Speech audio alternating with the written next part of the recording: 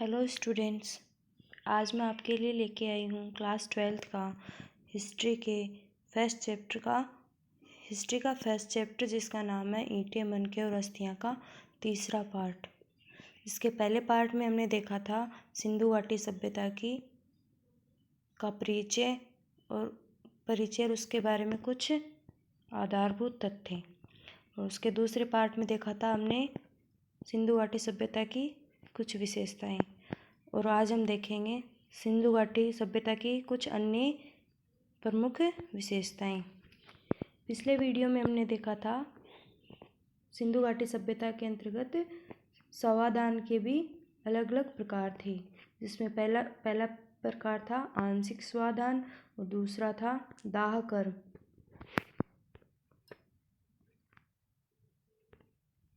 आज हम देखेंगे कि हड़प्पा सभ्यता के समय में चिकित्सा विज्ञान भी अपने उत्कृष्ट रूप में थी। हड़प्पा सभ्यता में जड़ी बूटी, फल, वृक्षों के पत्ते, विशिष्ट प्रजाति के वृक्षों के फूल, रस आदि का सेवन किया जाता था। हिरण के सींगों से चूर्ण बनाया जाता था तथा समुद्र के फेन का मतलब यह है झाग से भी औषधि बनाई जाती थी। और हड़प्पा सभ्यता में शिलाजीत जैसी औषधि का भी प्रयोग किया जाता था। अब हम देखते हैं कि हड़प्पा सभ्यता में आर्थिक जीवन। हड़प्पा सभ्यता के लोगों का आर्थिक जीवन निम्न बिंदुओं पर आधारित था, जिसमें पहला है कृषि, पशुपालन, व्यापार, कुटीर उद्योग और मापतोल के साधन। तो इससे पता चलता है कि हड़प्पा सभ्यता का आर्थिक जीवन भी काफ़ी समृद्ध था। अब हम देखते हैं हड़प्पा सभ्यता के आर्थिक जीवन के बिंदुओं को एक एक करके, जिसमें पहला बिंदु है कृषि। हड़प्पा सभ्यता या सिंधु घाटी सभ्यता के समय सिंधु घाटी सभ्यता के लोगों को जौ, गेहूँ, मटर, खजूर, कपास, तरबूज, तिल, राई, सरसों जैसे फसलें उगाए जाने का ज्ञान था। इनका उत्पादन फावड़े से तो नहीं मिला, लेकिन हल के अवशेष कालीबंगा से मिले हैं। राजस्थान में स्थित कालीबंगा स्थल से जुते हुए खेतों के साक्ष्य मिले हैं और यहाँ से फसल को पाषाण से काटने के लिए हाशिए का प्रयोग भी किया जाता था, ऐसे साक्ष्य प्राप्त हुए हैं। कृषि किसी भी अर्थव्यवस्था या किसी भी सभ्यता की आधारभूत स्थिति है। तो सिंधु घाटी सभ्यता के अधिकतर स्थल नदियों के किनारे विकसित हुए हैं, क्योंकि वहाँ पर नवीन जलोढ़ मिट्टी वहाँ पे आसानी से उपलब्ध हो जाती थी और वो की नवीन जलोढ़ मिट्टी जो कि अत्यधिक उपजाऊ मिट्टी होती है, इसलिए कृषि के लिए ये एक अत्यंत उत्तम स्थिति है, जिससे कि उत्पादन अधिक से अधिक हो सके।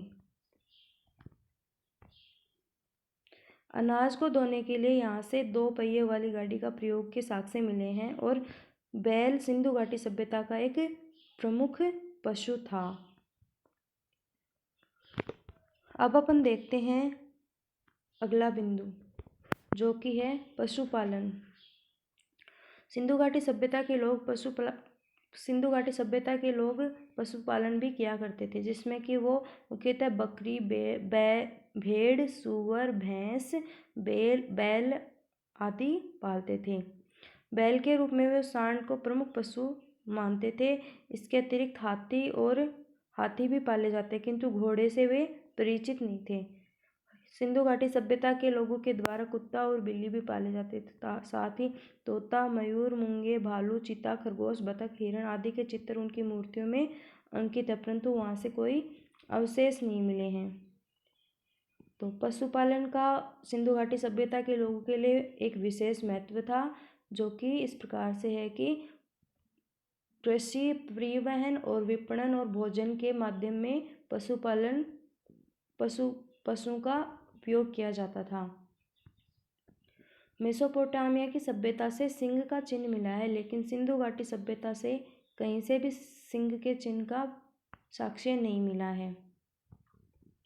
अब अपन देखते हैं अगला बिंदु, जो कि है सिंधु घाटी सभ्यता के समय व्यापार और वाणिज्य। सिंधु घाटी सभ्यता के लोग हड़प्पा सभ्यता के लोग व्यापार को अधिक महत्व देते थे तथा नाप के लिए शीशे की पटरी का प्रयोग करते थे।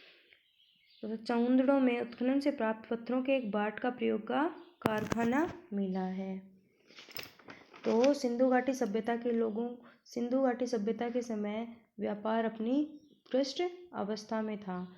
उस समय व्यापार दो प्रकार से किया जाता था। आंतरिक व्यापार, जो कि सिंधु घाटी सभ्यता के आंतरिक राज्यों के अंतर्गत होता था, तथा बाह्य व्यापार, जो कि अन्य सभ्यताओं के साथ होता था। आंतरिक व्यापार के स्थल थे कश्मीर, कोलार, काठियावाड़ और बलूचिस्तान। और बाह्य व्यापार के स्थल थे अंतर्राष्ट्रीय व्यापार या बाह्य व्यापार, जिसमें सिंधु घाटी सभ्यता के लोग मेसोपोटामिया, मिस्र, ईरान और अफगानिस्तान, फारस की खाड़ी आदि अंतर्राष्ट्रीय सभ्यता स्थलों से व्यापार वाणिज्य किया करते थे। समाज में अनेक व्यापारिक वर्ग रहते थे जिनका कार्य केवल व्यापार या व्यवसाय होता था। इनमें कुम्हार, बढ़ई, सुनार आदि प्रमुख थे। आर्थिक व्यापार के अतिरिक्त इनका ईरान, अफगानिस्तान, मेसोपोटामिया और इराक के साथ व्यापारिक संबंध थे। अतिरिक्त व्यापार वस्तु विनिमय के माध्यम से, जिनके बाहरी व्यापार मोहरों से किया जाता था, और दूर देशों में जहाजरानी का प्रयोग के भी साक्ष्य मिले हैं।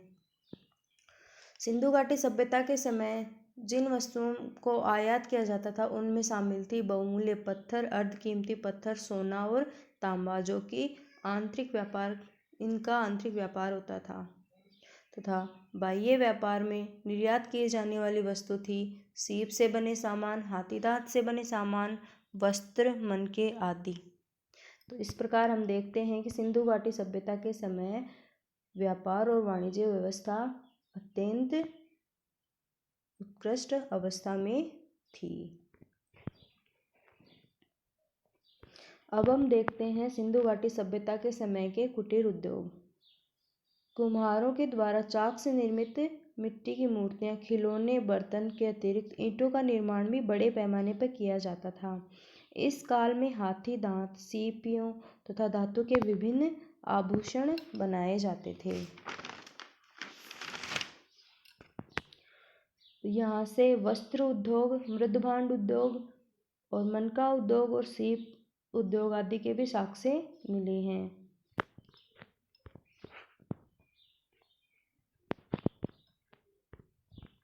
सिंधु घाटी सभ्यता के लोग माप तोल के लिए बाट का प्रयोग करते थे तथा तोल के लिए तराजू और बाट आदि शामिल थे। चिकने पत्थर से बाट का निर्माण किया जाता था, जिसे चर्ट नामक पत्थर से बाट का निर्माण किया जाता था। सबसे बड़े बाट का वजन 375 ग्राम था तथा सबसे छोटे बाट का वजन 0.87 ग्राम था। अब हम देखते हैं हड़प्पा सभ्यता में धार्मिक जीवन। हड़प्पा सभ्यता का धार्मिक जीवन भी अत्यंत विस्तृत था, जिसमें कि वहाँ के लोग मातृ देवी की उपासना करते थे, शिव या परम पुरुष की आराधना करते थे, वृक्ष और पशु पूजा भी किया करते थे, और लिंग पूजा के साक्ष्य भी वहाँ से प्राप्त हुए हैं। अब हम देखते हैं इन बिंदुओं को विस्तार से।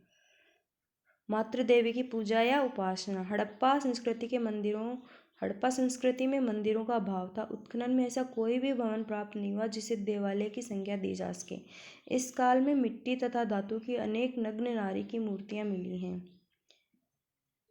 मातृ देवी के अनेक चित्रों, ताबीजों में, मिट्टी के बर्तनों में तथा मोहरों में अंकित मातृ देवी की मूर्तियां मिली हैं, आकृतियां या मूर्तियां प्राप्त हुई हैं। इससे यह पता चलता है कि यहाँ पे मातृ देवी की उपासना की जाती थी। अतः हम देखते हैं कि वैसे तो कोई साक्ष्य नहीं मिला जिससे पता चले कि वहाँ पे कोई देवी या देवता का कोई मंदिर या देवालय हुआ करता होगा, लेकिन वहाँ की मूर्तियों आदि से, सिक्कों से आदि से पता चलता है कि वहाँ पे मातृ देवी की उपासना की जाती थी।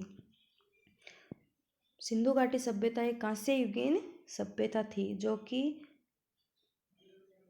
अपने समय की एक अत्यंत उत्कृष्ट सभ्यता थी। Professor R.S. त्रिपाठी की मान्यता है कि पूजा के क्षेत्र में सर्वाधिक प्रतिष्ठा मातृशक्ति की ही थी, जिसकी आराधना प्राचीन काल से ईरान से लेकर इंडियन सागर तक के सारे देशों में होती थी। मातृ देवी की उत्पत्ति व वनस्पति में फैलाव देवी का योगदान को स्वीकार किया गया है। मातृ देवी का योगदान सिंधु घाटी सभ्यता के लोग मानते थे कि सृष्टि की उत्पत्ति और वनस्पति के फैलाव में मातृशक्ति का योगदान बहुत अधिक है, मतलब मुख्य योगदान है। इस समय मातृ देवी को प्रसन्न करने के लिए बलि प्रथा का प्रचलन था। पूजा, आराधना, नृत्य, संगीत बलि देकर की जाती थी। इस काल में मंदिरों के अवशेष नहीं प्राप्त हुए हैं। शिव या परम पुरुष की उपासना।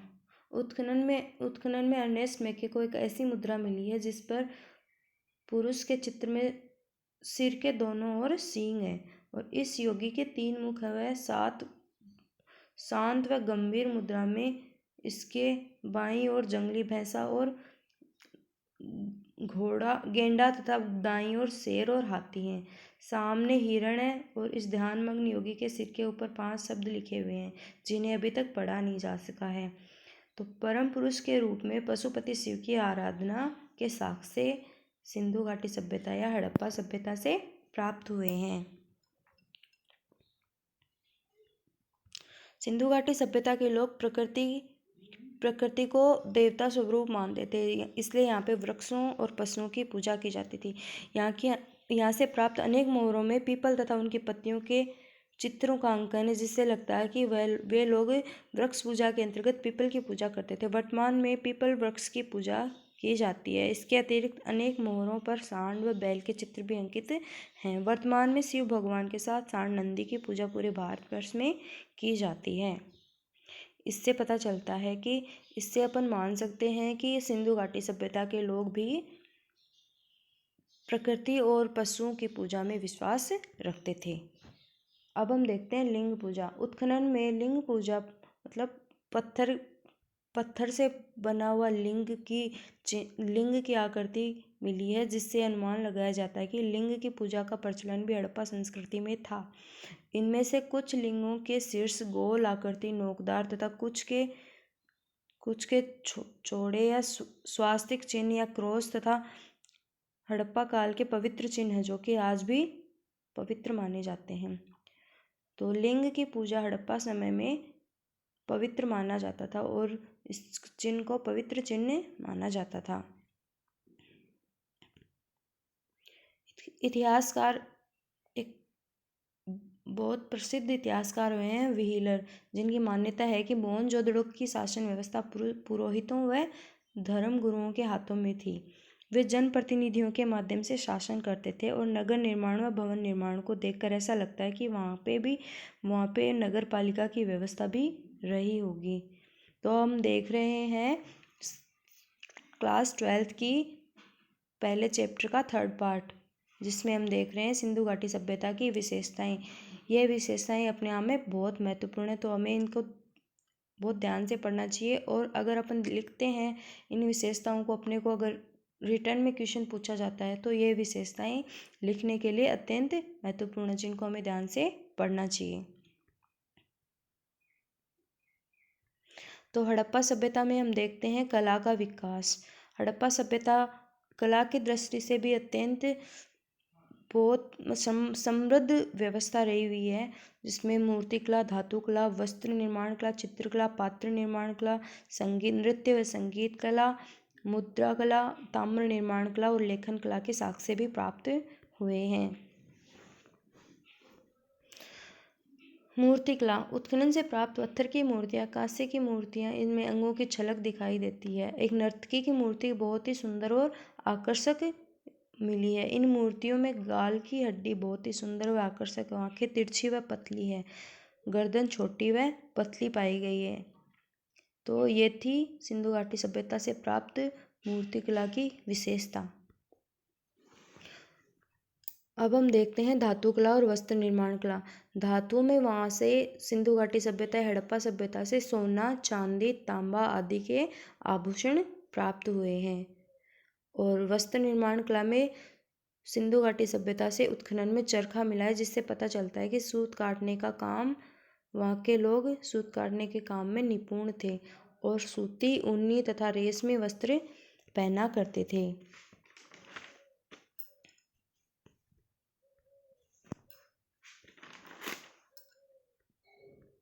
अब हम देखते हैं चित्रकला या पात्र निर्माण कला। और पात्र निर्माण कला सिंधु घाटी सभ्यता में मोहरों पर सांड के चित्र, भैंसे के चित्र, वृक्ष के चित्र, इससे पता चलता है कि वो लोग चित्रकला में निपुण थे। पात्र निर्माण कला मिट्टी के पात्र बनाए जाते थे। पानी भरने के लिए तरह तरह के घड़े, अनाज रखने के लिए छोटे अनेक प्रकार के भांड और मिट्टी के खिलौनों के साक्ष्य मिले हैं। इससे पता चलता है कि वे पात्र निर्माण कला में भी अत्यंत निपुण थे। सिंधु घाटी सभ्यता की संगीत कला और मुद्रा कला। नृत्यांगना की मूर्ति मिली है तथा पात्रों पर तलवे तथा ढोलक के चित्र भी प्राप्त हुए हैं। सिंधु घाटी सभ्यता की मुद्रा कला। उत्खनन से विभिन्न प्रकार के पत्थरों, धातुओं तथा हाथी दांत व मिट्टी की 600 मोहरें मिली हैं, जिन पर एक और पशुओं के चित्र और दूसरी ओर लेख मिले हैं। सिंधु घाटी सभ्यता से प्राप्त ताम्र निर्माण कला। उत्खनन में अनेक ताम्र पत्र मिले हैं जो वर्गाकार और आयताकार हैं। इनमें पशुओं व मनुष्य के चित्र मिले हैं। पशुओं में बैल, भैंसा, गेंडा, सांड, हाथी, शेर आदि मनुष्य आदि योगी के चित्र के रूप में मिला है।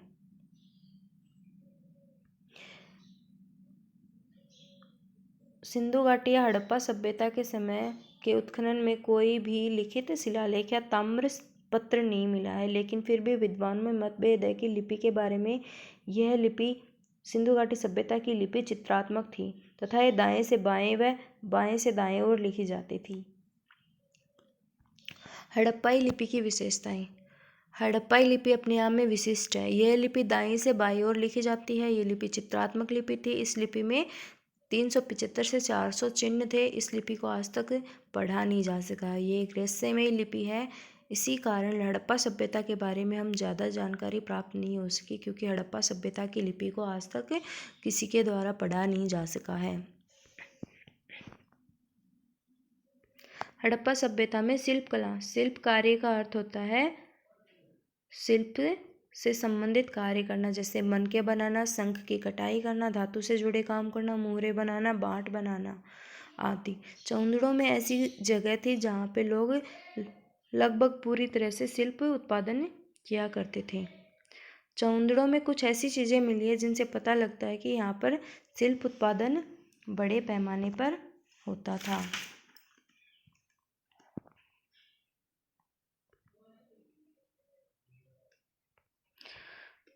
हड़प्पा सभ्यता में मोहरें काफ़ी मात्रा में पाई जाती है और हड़प्पाई लोग कांसे का प्रयोग करते थे। कांसा, तांबा और टिन को मिलाकर बनाई गई एक मिश्र धातु है। हड़प्पा सभ्यता के पतन के कारण। अब हम देखते हैं कि इतनी समृद्ध सभ्यता के पतन क्यों हुआ, किन कारणों से हुआ। कुछ विद्वान इस संबंध में अनेक विद्वानों के विभिन्न मत हैं, जिनके सामान्य मतों को हम यहाँ पे देखते हैं। तो पहला मत है जलवायु परिवर्तन, दूसरा है प्राकृतिक आपदा, तीसरा है भूकंप, चौथा है अकाल, पांचवा है महामारी, छठा है बाहरी आक्रमण। बाहरी आक्रमण में हम देखते हैं आर्य जाति के आक्रमण का यहाँ पे विद्वानों के द्वारा उल्लेख किया गया है, माना गया है ऐसा। और अन्य कारण है वनों की कटाई, नदियों का सूखना, नदियों का मार्ग बदल जाना, बाढ़ का आना, जैसे दामोदर, कोसी, महानदी आदि की बाढ़ प्रसिद्ध हैं। तो इस आधार पे विद्वान मानते हैं कि हड़प्पा सभ्यता का पतन हुआ होगा। इस संबंध में अनेक विद्वानों ने कई मत दिए हैं। तो इस प्रकार हम कुछ मत देखते हैं। पिंगट एवं व्हीलर ने आर्य जाति के आक्रमण को इस सभ्यता के अंत का कारण बताया। और जॉन मार्शल ने प्रशासन में स्थिरता को इसका कारण बताया।